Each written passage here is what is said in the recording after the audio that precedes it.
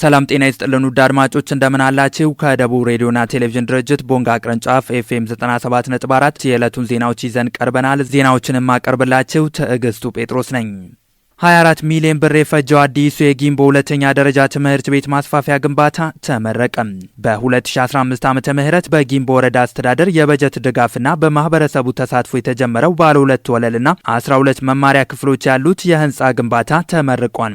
የጊምቦ ሁለተኛ ደረጃ ትምህርት ቤት በ1943 ዓመተ ምህረት በሳር ቤት የጀመረውን የመማር ማስተማር ስራ በ1952 ዓመተ ምህረት ደግሞ መደበኛ የትምህርት ቤት እውቅናን በማግኘት ወደ ስራ ገብቷል። በተያዘው በጀት ዓመት በእስካሁኑ ከ222 ሚሊዮን ብር በላይ ገቢ መሰብሰብ መቻሉን የጊምቦ ወረዳ ገቢዎች ጽህፈት ቤት አስታወቀ።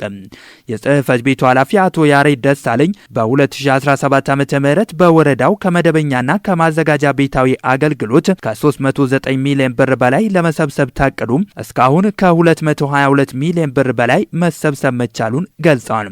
አፈጻጸሙም በ7 ወራት ውስጥ የእቅዱን 73 በመቶ ማድረስ መቻሉን ያመለከተ ነው ብለዋል። ተማሪዎች በትምህርታቸው ውጤታማ እንዲሆኑ የሚደረገው ድጋፍ ተጠናክሮ እንዲቀጥል የገዋታ ወረዳ ትምህርት ጽህፈት ቤት አሳሰበም። የጽህፈት ቤቱ ኃላፊ አቶ ዘሪሁን ዘውዴ ተማሪዎች በትምህርታቸው ውጤታማ ሆነው የሀገር አለኝታ መሆን እንዲችሉ በትምህርት ቤቶች ተከታታይ ድጋፍና ክትትል እየተደረገ ነው ብለዋል።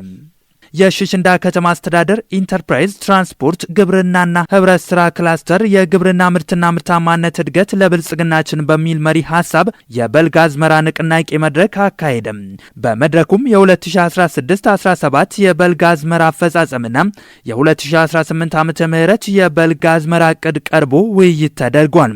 በንቅናቄ መድረኩ ላይ የተገኙት የከተማው ከንቲባ አቶ ሀብታሙ ገብረ ኢየሱስ ዘመናዊ የግብርና አመራረት ዘዴን ተግባራዊ በማድረግ የኑሮ ውድነትን በማሸነፍ የሀገሪቱን የብልጽግና ጉዞ እውን ማድረግ ይገባል ብለዋል።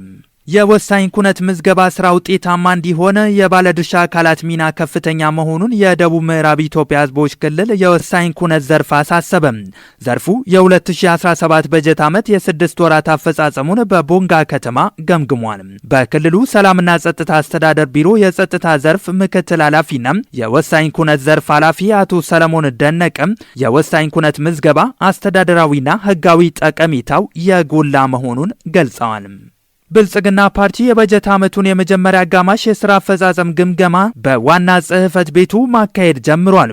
ለ3 ቀናት በሚቆየው መድረክ ላይ አጠቃላይ ሀገራዊ የፖለቲካ ሁኔታም ጠንካራ የፓርቲ ግንባታን ለማሳካትና በፓርቲና በመንግስት ቅንጅት የሚሰሩ የንቅናቄ አጀንዳዎች ግምገማ እንደሚደረግ ተገልጿል።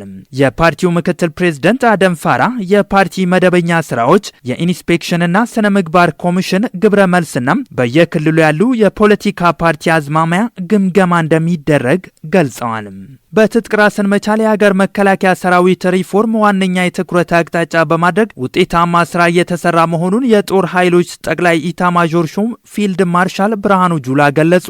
በኢንዱስትሪው መብቃት ለሀገር ገጽታና ለመከላከያ መጠናከር ያለው ሚና የላቀ መሆኑን በሆሚቾ አሙኒሽን ኢንጂነሪንግ ኢንዱስትሪ በነበራቸው ጉብኝት ተናግረዋል።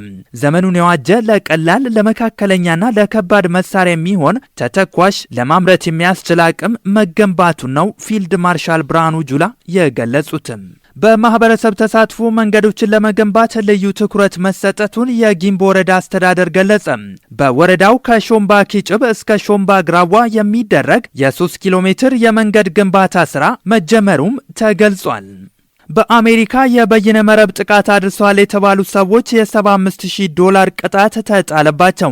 የአሜሪካ ፍትህ ሚኒስቴር እንደገለጸው በቻይና የሚደገፉ የበይነ መረብ መንታፊዎች የተለያዩ ተቋማትንና ግለሰቦችን ኢላማ አድርገው ቆይቷል ተብሏል።